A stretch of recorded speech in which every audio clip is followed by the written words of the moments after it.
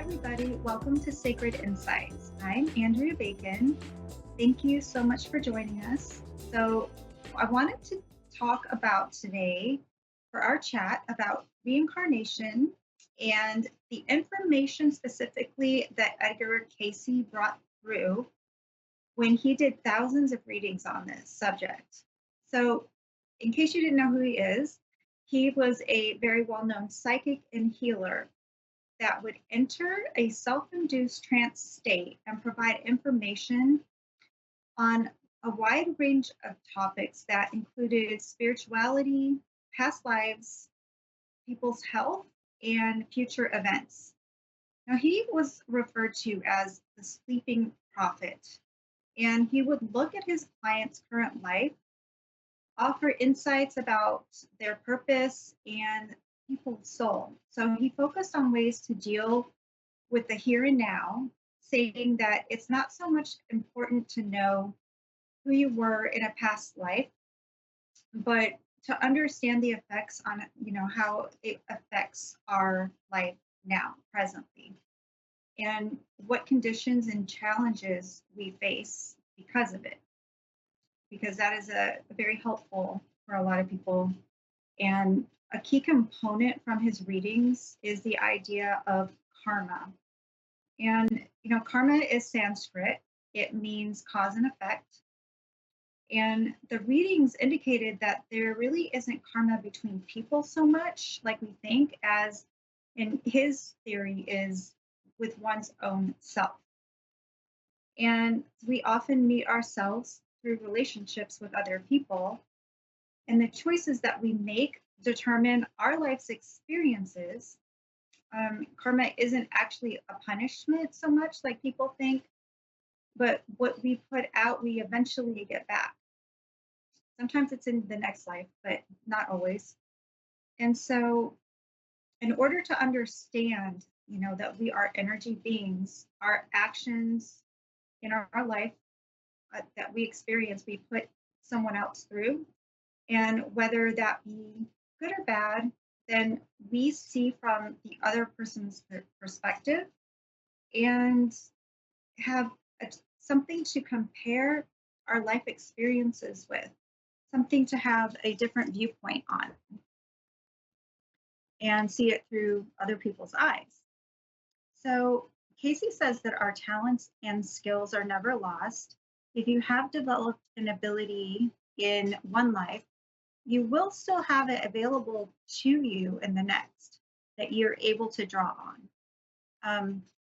They present in a way that we can best fill our purpose. So it might be different from one life to the next, but the soul carries knowledge that we did gain and skills, that we can influence with this lifetime through, it'll influence our interests and help us be drawn to certain things. So it is important to recognize them and develop them, because we do have to, give them that energy, time of development, even though we may have used them a lot in the other life.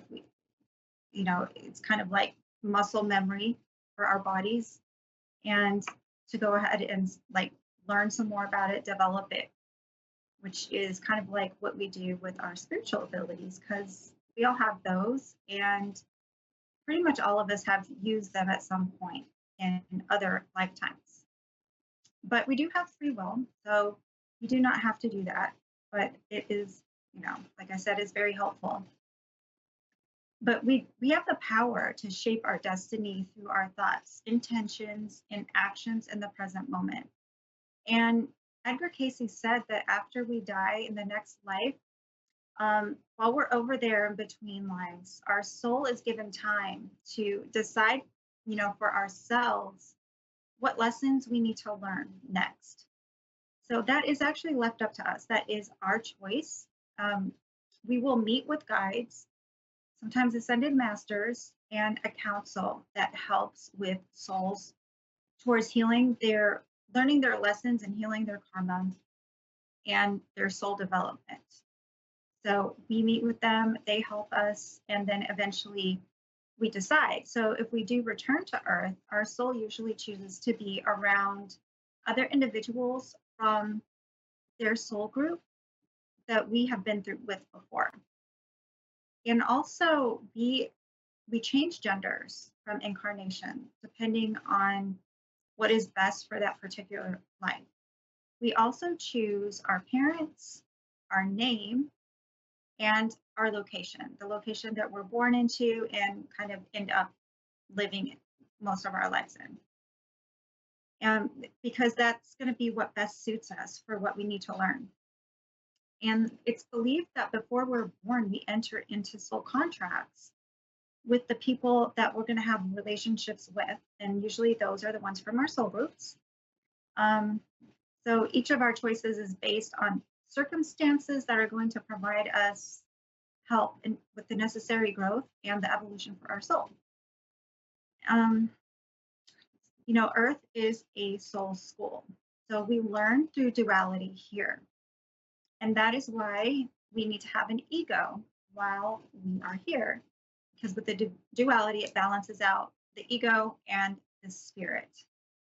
Ego allows us to experience life as an individual. Because in spiritual truth, we are all aspects of the one soul, one spirit.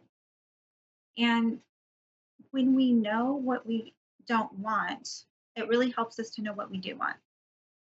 So the ego is the part of us that will show us, it'll show us our triggers. When we heal those triggers, then we don't project them onto other people. Because being that we are all mirrors for each other, what we see in others or project onto others is what we fail to kind of acknowledge within ourselves. So the triggers show us what we still need to heal. And, we are actually already whole and complete, but so much of the time we took on beliefs in order to learn lessons that we are not whole and complete, or that we're not in alignment, or that we're not okay. And we just kind of need to remember who and what we really are. So Edgar Casey also talked about children in past lives. He mentioned the age of expression, which refers to the time period between the ages of 2 and 5. And that is when children will express clear memories of past lives. So at this age, they're more connected to their spiritual nature. And for some, they have memories that will pop up. Like it can happen when they're visiting specific locations, even just dealing with familiar objects like household things or something like that. But they are also, they can meet certain people that they knew sometimes from a past life. That probably doesn't happen a whole lot, but it can, to where they're old enough to know and recognize the other person who might still be living that they knew. But they will also show behaviors or emotions that normally would seem kind of out of place for their current age. So Casey recommended being supportive and understanding to anyone or children that show past life recall. So this can provide healing opportunities for them. And I personally have done past life readings for people, and a lot of them were related to issues that still needed to be resolved, pretty much all of them, for them to be resolved now. And so one client I had done a reading for, I kept being shown that they're having to carry a lot of other people's burdens, or they thought they had to, or that they thought they had to do the work of more than one person. And they would run themselves ragged, doing all this extra work, taking on, you know, other people's stuff plus their own work. And when I mentioned this to them, they said something like, to this day, has been a problem in their life.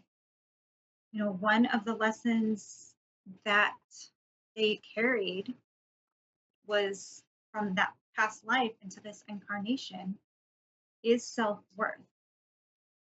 And almost like this energy of having to abandon oneself, one's needs, in order to please other people or keep other people from being mad, whether that's through fear or just, a misguided sense of um, responsibility. It does come down to their self-worth and, having healthy boundaries and knowing that other people are responsible for their own stuff and they're carrying their own burdens in life. We all have to do the work on ourselves. That's the purpose of pretty much coming here. And so, yeah, they took it on as their own. And I know, that can be a habit that we do, but that's something that they needed to learn still. And after carrying it, that actually took place in ancient times too, that lifetime. So it was something that has been for eons that their soul has not learned. But one thing that's interesting is that a lot of people in this lifetime now at this age, this day and age, they are learning their lessons. They are learning these soul lessons that they have carried around for eons because of the energy and because more people are awakening and coming into a spiritual path and a path that is like of empowerment and healing and growth. And that is done with this, learning spiritual skills, like developing self love and listening to universal laws. And speaking of which, universal laws in Deepak Chopra's books, The Seven Spiritual Laws of Success, Tuesday, which is today, is associated with the law of detachment. So just that is about letting go and detaching from outcomes and allowing things to unfold naturally and embrace uncertainty. That's when things come in that the magic can really start and outcomes can be full of beautiful things. So that's something to keep in mind. But anyway, that is going to do it for me for today. And if you would like to book a reading, you can always go to stan.store/medium Andrea. You can check out my videos on TikTok for the posts for daily readings or weekly readings that I put on Instagram and Facebook. So have a great week and thank you so much for joining us.